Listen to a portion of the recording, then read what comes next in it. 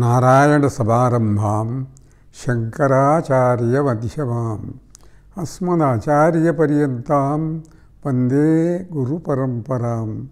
సిద్ధ గురు పరంపరకు ప్రణామాలు సమర్పిస్తూ ఉంటారు. తెలుగువారికి ఉగాది అత్యంత ప్రధానమైనటువంటి పండగ. సంవత్సరం ప్రారంభం రోజు అంటే ఉగాదిలో విశేషం ఏమిటి అంటే మనకు నమ్మకం. ఆ రోజున ఏ శుభకార్యం ప్రారంభించినా సంవత్సరం అంతా కూడాను శుభంగా ఉంటుంది అని మనకు నమ్మకం. అందువల్ల అందరూ కూడా దేవతా పూజ చేయాలి. ఆ రోజు దేవతా పూజ, జపము, పూజలు మొదలైన అర్చనలు చేసేటట్టయితే సంవత్సరం అంతా కూడాను దేవతా అనుగ్రహం కలుగుతుందన్నమాట. దాన్ని మించింది ఏమున్నది? మనం పొందవలసింది మానవ జీవితంలో దేవతల యొక్క కరుణ కావాలి, ఉంటే అంతా శుభంగా జరుగుతుంది. ఈ సంవత్సరం ప్రత్యేకత ఏమిటంటే తిరుపతి మహాక్షేత్రంలో ఉన్నాను నేను ఇప్పుడు. ఇందులో శక్తిపీఠంలో మరకత కాళీ మందిరం అద్భుతమైనటువంటిది. ఆ మందిరంలో రేపు ఉగాది కార్యక్రమం జరగబోతూ ఉన్నది. దాంట్లో విశేషం ఏమిటి అంటే ఉగాది నాడు అందరూ కూడాను ప్రసాదం తీసుకొని మిగిలినటువంటి పనులన్నీ ప్రారంభిస్తారు. ఆ ప్రసాదం ఇవ్వటం అనేటువంటిది ఈ సంవత్సరం నేనే భక్తులందరికీ కూడా స్వయంగా ఇవ్వటం జరుగుతుంది. అందువల్ల భక్తులందరూ కూడా దేవతా పూజ చేసి కాళీదేవి యొక్క అనుగ్రహాన్ని, సిద్ధాశ్రమ గురువుల యొక్క కరుణను పొందాలి అని చెప్పి భావిస్తూ ఉన్నాను. మరొక ప్రధానమైన అంశం ఏమిటంటే మనకు 60 సంవత్సరాలు ఉన్నాయి, ప్రభవ విభవ మొదలుపెట్టి. ఈ సంవత్సరం విశ్వావసు సంవత్సరం వచ్చింది. ప్రతి సంవత్సరానికి ఏదో మంచి అర్థాలు ఏవో ఉంటూనే ఉంటాయి అనుకోండి. కానీ ఈ సంవత్సరం చాలా ప్రత్యేకమైనటువంటిది. ఏమిటి అంటే విశ్వావసుడు అనేటువంటిది ఒక గంధర్వరాజు యొక్క నామం. ఆ గంధర్వరాజు ఆయన ఏమిటి అంటే ఏది కోరినా చాలా వేగంగా ఇచ్చేటువంటి వ్యక్తి.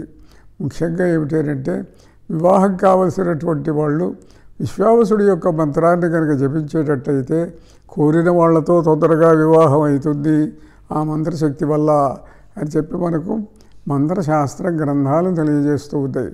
అంతేకాకుండా విశ్వావసుడు దీర్ఘాయువును కూడా ఇస్తాడు. దాంట్లో భారతంలో రూరుడు ప్రభద్వర అనే కథ ఉన్నది. ఆయనకు ఒక కుమార్తె మానవలోకంలో ఉన్నది, ప్రభద్వర అని చెప్పి.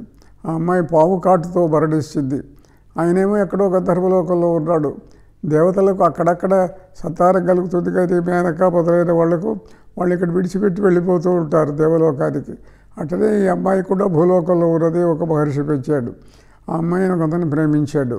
అయితే పాము కాటు వల్ల మరణిస్తే అతడు బాధపడుతూ దుఃఖిస్తూ ఏడుస్తూ ఉంటే అది చూడలేనటువంటి ఒక దేవదూత ఆకాశంలో వెళ్తూ విశ్వావసుడి దగ్గరికి వెళ్ళి చెప్పాడు, నీ కూతురు మరణించిందయ్యా, ఆమెను ప్రేమించిన వ్యక్తి ఇట్లా బాధపడుతున్నాడు, నేను చూడలేకుండా ఉన్నాను, నువ్వు ఎట్లయినా సరే ఆ అమ్మాయి కాస్త దీర్ఘాయువు వచ్చేట్టు చెయ్యి అంటే ఇద్దరూ కలిసి యమధర్మరాజు దగ్గరికి వెళ్ళి స్పెషల్ ఎగ్జిబిషన్ కింద ఆ అమ్మాయికి ఆయువు వచ్చేటట్లు చేశారు. అలా విశ్వావసుడు దీర్ఘాయువును కూడా కలిగిస్తాడు, ఐశ్వర్యాన్ని ఇస్తాడు, సంగీతాన్ని ఇస్తాడు, సాహిత్యాన్ని ఇస్తాడు. నరుల గంధర్వులలో ఉండేటువంటి ఏ దివ్య లక్షణాలు ఉన్నాయో ఆ లక్షణాలన్నింటినీ కూడా చాలా వేగంగా ఇస్తాడు విశ్వావసుడు. అందువల్ల ఈ సంవత్సరం అందరూ కూడాను విశ్వావసుడి యొక్క మంత్రం కనుక చేసేటట్లయితే వాళ్ళందరికీ కూడా మరింత వేగంగా శుభములు, ప్రేమ సాఫల్యాలు, కోరికలు తీరటాలు, ఐశ్వర్యాలు ఇవన్నీ కూడా జరుగుతాయి. అందువల్ల ఈ సంవత్సరం ఉగాది ప్రారంభంలో మీరందరూ కూడా వచ్చి దేవతా పూజ, సంవత్సర దేవతతో పాటుగా విశ్వావసుడిని కూడా స్మరించండి, ఆయన మంత్రం చేయండి, ఆయన పూజించండి, అందరూ కూడా ప్రసాదం తీసుకోండి. శుభమస్తు. నారాయణ నారాయణ.